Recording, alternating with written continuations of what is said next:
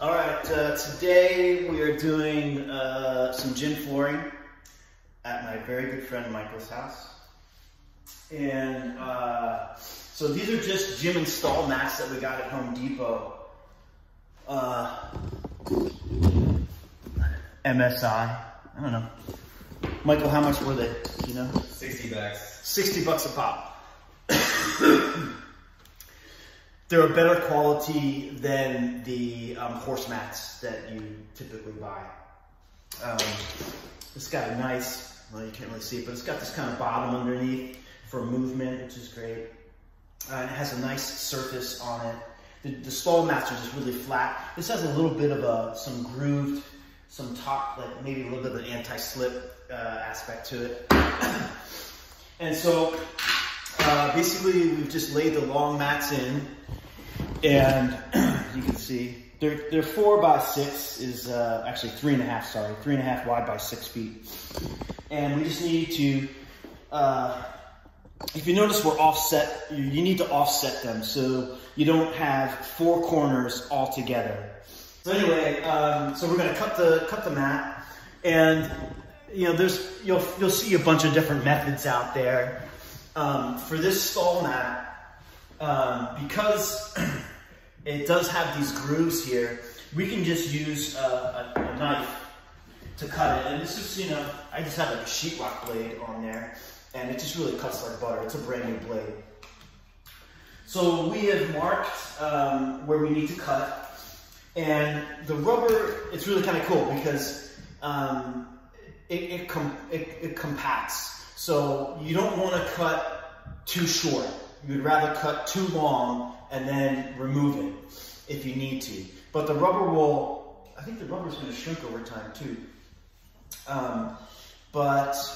So we're cutting just a titch, maybe like a 1/8 inch more than what we need. And then that really compresses it together, and that will also hold it in place from moving. And of course, when you're lifting weights, you don't want the floor to move.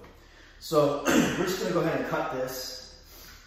And I just made some pencil marks where it needs to go. So got my tape. Michael, let's get you on that side. So Michael is just basically going to hold that. You can put your foot on there again like you did before. And then the other foot.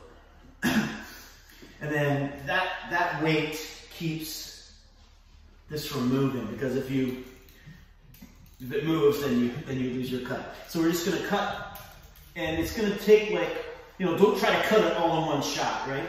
So just have your blade go right along the edge. And each time you go down just a little bit more with each pass. It's called scoring. We're just scoring the rubber.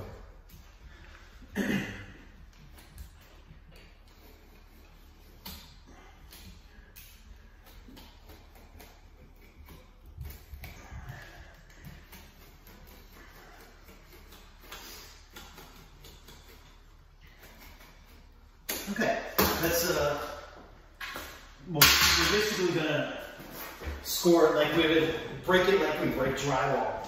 So we're just gonna flex the joint. Can you hold that one? And then we're just gonna cut down.